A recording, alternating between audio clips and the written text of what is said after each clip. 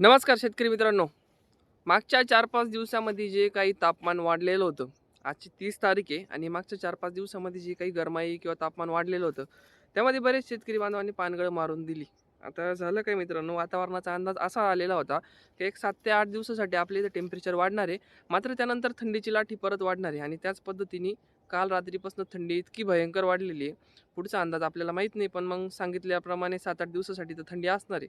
मग आता ज्यांनी पानगळ मारली, ते वातावरण बघून ज्यांनी पानगळ मारली, त्यांनी काय केलं पाहिजे म्हणजे त्यांच्या इथं फुल निघेल किंवा या थंडीमध्ये त्यांच्या इथं फुल निघेल का? हा एक मोठा प्रश्न आहे.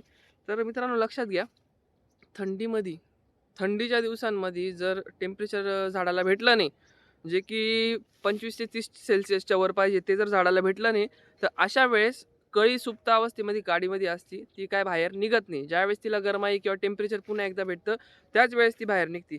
आणि जर वन टाईम फुल काढायचं असेल, तर सगळ्यात चांगली गोष्ट असते का आपल्या इथं ज्यावेळेस चौकी निर्माण होईल, त्याचबरोबर आपण त्यासोबतच आपण फूल काढलं पाहिजे. पण आता थंडीमुळं तर पानं तर मोठी होऊन जातील आणि आपल्याला जी फूल पाहिजे ते फूल तर आपल्याला बघायला भेटणार नाही. मग आपल्याला काय करायचं आहे आज रोजी, जर मागच्या 3-4 दिवसातच तुम्ही पानगळ मारली असेल, तर एक गोष्ट लक्षात घ्या, आपल्याला पूर्णपणे आपल्या झाडाची पानगळ करायची नाही. आपल्याला पानगळ ही 80%च करायची.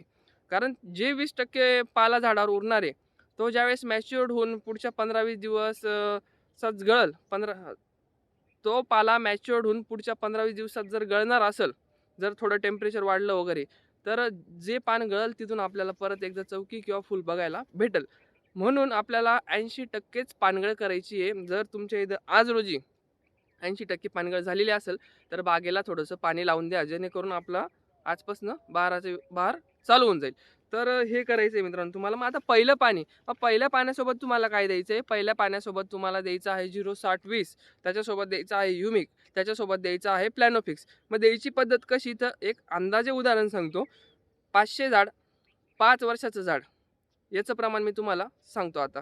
यासाठी तुम्हाला घ्यायचं आहे 0-60-20 5 किलो. त्याच्यासोबत ह्युमिक ॲसिड घ्यायचा आहे 500 ग्रॅम. मग आता हे करायचं आहे तुम्हाला साधारण 1 तास जर तुम्ही पाणी देणार असाल, तर त्या 1 तासापैकी पहिले 10 मिनिटं पाणी, नंतरच्या 20 मिनिटाला 60-20 आणि ह्युमिक ॲसिड, त्याच्यानंतर 10 मिनिटं पाणी आणि त्याच्यानंतर जे 10 मिनिटं आहे, त्या 10 मिनिटाला तुम्हाला प्लॅनोफिक्स 500 मिली 500 झाडांसाठी 5 वर्षाचं आणि त्याच्यावरून 10 मिनिटं पाणी, असं नियोजन करायचं आहे. मग आता यामध्ये 1 तासाचं मी नियोजन सांगितलंय, पण प्रत्येकाच्या जमिनीचा प्रकार वेगळा आहे. कोणाची पाणी धरणारी जास्त आहे, कोणाचा दिवाळीचा पावसाचा ओलावा अजून गेलेला नाहीये.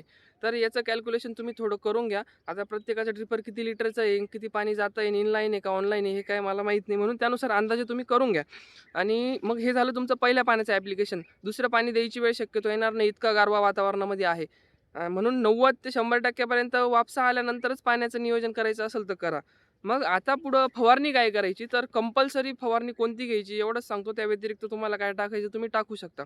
10व्या दिवशी तुमचं कंपल्सरी 200 लिटर पाण्यासाठी प्लॅनोफिक्स 40 मिली आणि बोरॉन 100 ग्रॅम, हे 200 लिटर पाण्याचं प्रमाण एवढं गेलंच पाहिजे. त्यानंतर 14व्या दिवशी तुम्हाला नेटिव्ह 100 ग्रॅम आणि ॲक्ट्रा 100 ग्रॅम आणि त्यासोबत ऑर्थोसिलिसिक ॲसिड. मग यामध्ये तुम्ही ॲडव्हान्स पेस्टिसाइडचं काजू पण घेऊ शकता, जे 400 मिली घ्यायचं आहे. हे प्रमाण लक्षात ठेवा 14व्या दिवशी. यानंतर 18व्या दिवशी कंपल्सरी हा पण स्प्रे घ्यायचा आहे तिसरा तुम्हाला. यामध्ये घ्यायचा आहे बड बिल्डर 500 ग्रॅम 200 लिटर पाण्यासाठी आणि अनारदाना 500 मिली. हा झाला तुमचा तिसरा स्प्रे 18व्या दिवसाचा. याच्या 5-6 दिवसानंतर परिस्थिती बघा, काय बागेची काय परिस्थिती, कुठं काही दिसत आहे का नाही. शेवटी निसर्गाच्या पलीकडं आपल्याला जाता येणार नाही. पण हे तुम्हाला यासाठी करायला सांगतोय मी, जर थोडं गरमाई जर वातावरणामध्ये आली, तर तुम्हाला त्याचा बेनिफिट पण भेटून जाईल. फुल तर येईल, पण याच्या पुढचं चॅलेंज असं राहील का मधमाशी तिथे या दिवसांमध्ये बाहेर निघत नाही. पेट्या आणून पण ती पेटीमध्येच बसलेली आहे. मग आता व्हिडिओ फार मोठा होऊन जाईल, ते मी तुम्हाला पुढच्या व्हिडिओमध्ये सांगतो. बाकी व्हिडिओ कसा वाटला नक्कीच कमेंटमध्ये सांगा आणि काही अडचण असेल तर कमेंटमध्ये विचारा. आता पर्सनली बऱ्याच लोकांचे मेसेज येतात म्हणून प्रत्येकाला उत्तर देणं शक्य होत नाही. पण माणूस व्हिडिओच्या कमेंटमध्ये जाऊन लवकर बघतं. ठीक आहे, धन्यवाद.